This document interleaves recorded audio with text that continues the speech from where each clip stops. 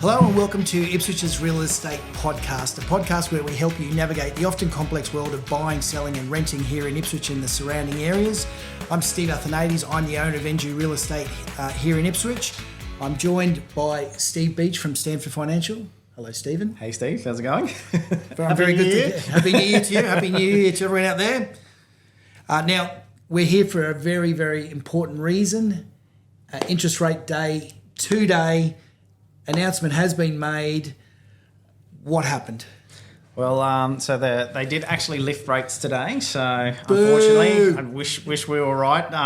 But yeah, the cash rate went from 3.6 back up to 3.85%.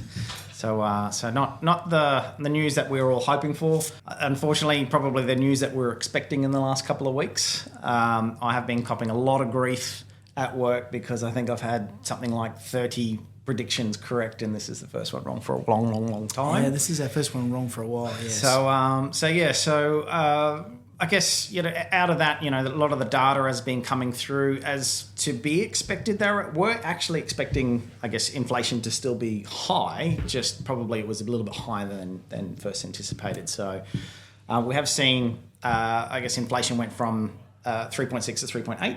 And then the trimmed inflation, which is what they basically measure everything on, went from 3.3 to 3.4. Right, so obviously for all the mums and dads at home, the people who've got to pay their mortgages, all this talk of inflation, I guess we get it, but we don't. Obviously, we know everything's expensive.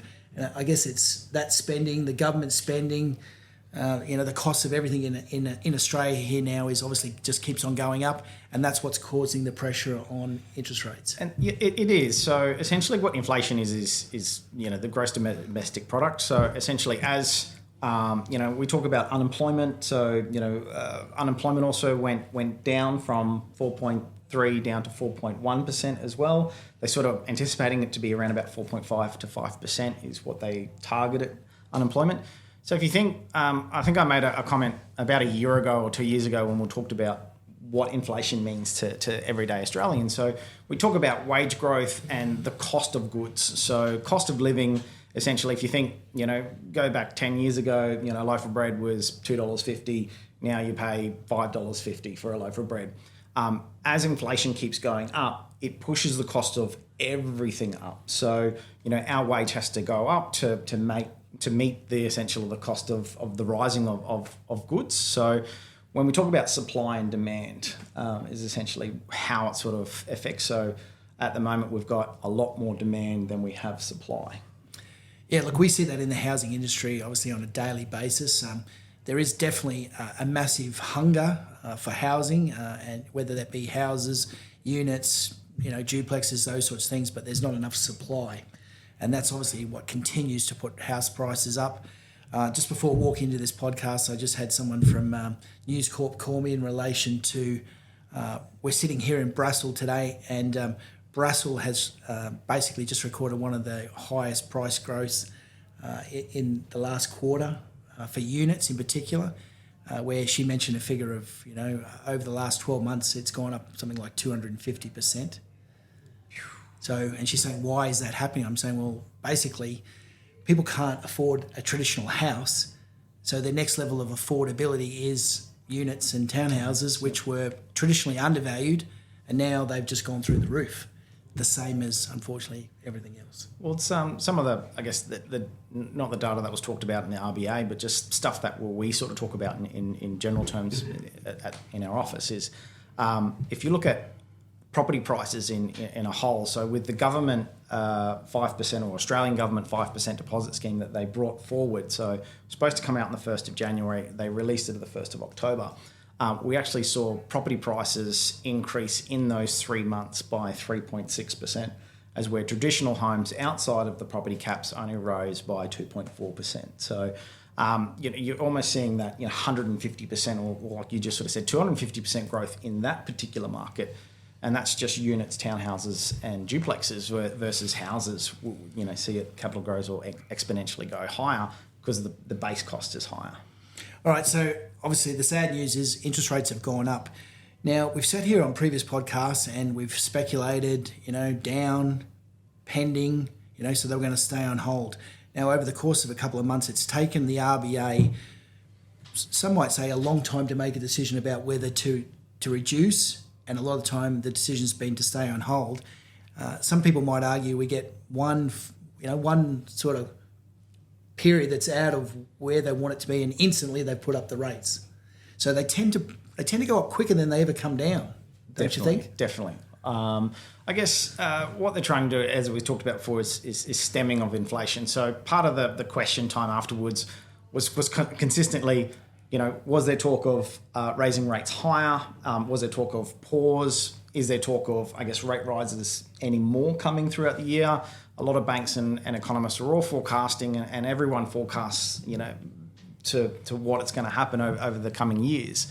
But unforeseen circumstances can change that. But what she sort of alluded to, and we sort of spoke a little bit about it back in December, was they're almost at that neutrality. So what we're seeing is that the RBA is pretty happy with where the cash rate is. I don't think we're going to see much movement between sort of probably 3.35 and 3.85 is probably where that happy medium is going to be as a cash rate to keep that inflation under that 3%. Well, I guess that's what everyone's now wondering. It almost appears that the Reserve Bank's almost trigger happy to go up, but reluctant to come down. So I guess that leads us to the next obvious question.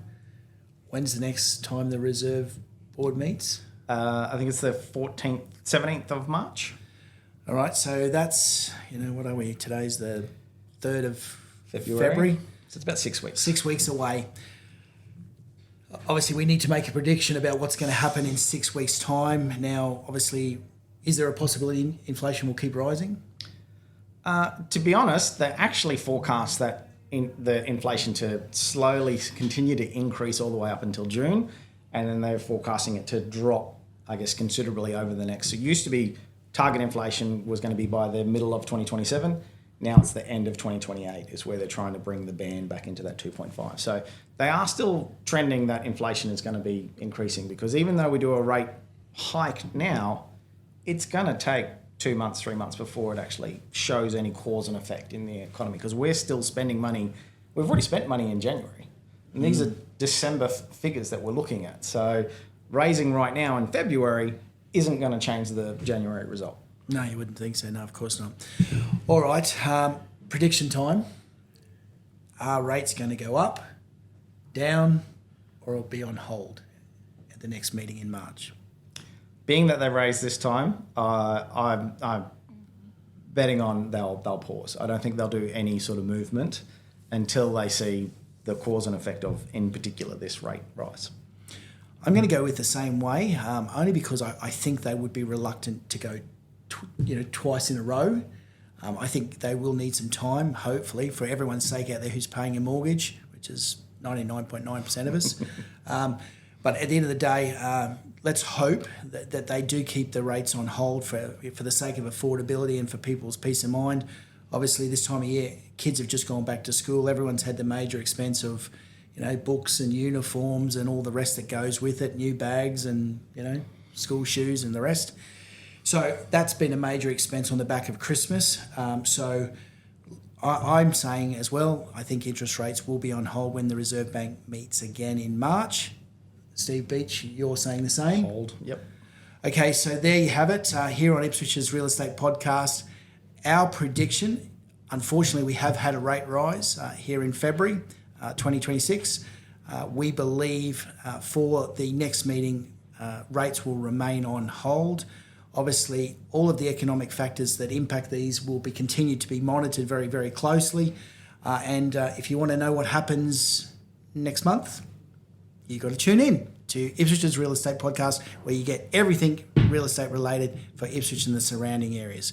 So on that note, I'm joined by Steve Beach from Stanford Financial. Thank you so much as always, Steve. You are a wealth of knowledge and a pleasure to have on the show. So we really appreciate it. Now, for everyone at home, if you like the content, if you've got any questions, please subscribe and click the link below. We'd love to hear from you. Your feedback is very important to us. So to sign off, I'm Steve Athanates. I'm the owner of NG Real Estate here in Ipswich. Thanks, and we look forward to seeing you on our next episode of Ipswich's Real Estate Podcast.